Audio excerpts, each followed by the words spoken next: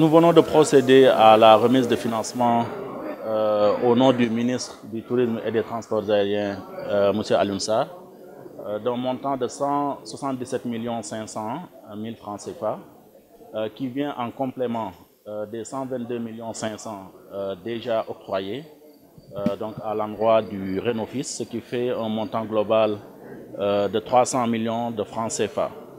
Et ce financement est octroyé donc à travers le crédit hôtelier et touristique.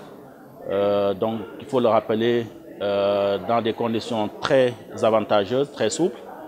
Le crédit hôtelier et touristique a été mis en place par le chef de l'État et à la suite de la Covid-19, un montant important a été octroyé pour justement aider donc toute la chaîne de valeur touristique.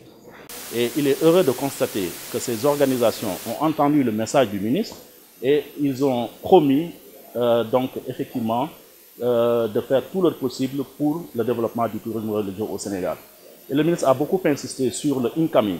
Aujourd'hui, souvent quand on parle de tourisme religieux, c'est les Sénégalais qui vont dans les lieux comme par exemple la Mecque, Rome, etc. Et le ministre a beaucoup insisté pour que les gens qui sont de l'extérieur puissent venir faire du tourisme religieux au Sénégal, parce que tout simplement, nous avons un potentiel énorme. Je pense que nous avons Touba, nous avons Tivaouane, nous avons Ndiassane, nous avons donc Yoff, etc., etc. Nous sommes des partenaires aujourd'hui qui avons envie d'accompagner cette dynamique, d'aller à la découverte de ces foyers religieux, d'aller à la découverte de ces sites touristiques. Aujourd'hui, le fort de Mabadjakou, aujourd'hui, on parle de Bandiagara, on parle de Sokone, on parle de Touba, on parle de Tivaouane. Le chef de l'État a beaucoup fait avec la promotion, la construction de réceptifs dans les cités religieuses. Nous, en contrepartie, est-ce qu'on utilise suffisamment ces concepts-là? Est-ce qu'on les vend suffisamment? Est-ce qu'on les propose suffisamment à nos enfants?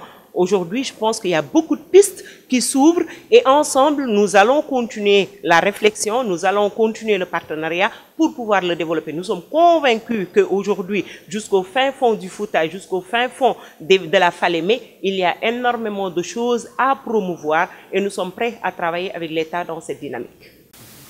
Peut-être la construction équitable de réceptacles en fait qui sera les réceptifs. De réceptifs donc qui vont être conformes à ces types d'activités. Oui, aujourd'hui l'ambition du Renofus, c'est vraiment d'être une organisation citoyenne, une organisation aujourd'hui qui va contribuer de manière conséquente à ce qui se fait. Et pour cela, nous aurons besoin de logistique, nous aurons besoin de réceptifs, nous aurons besoin de fonciers, parce que notre plus grand rêve aujourd'hui, c'est d'avoir la maison du Hadj au Sénégal. Aujourd'hui, nous sommes des milliers d'acteurs.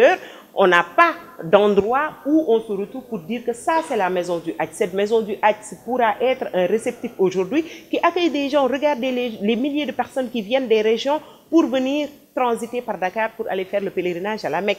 Personne n'a de réceptif pour les accueillir.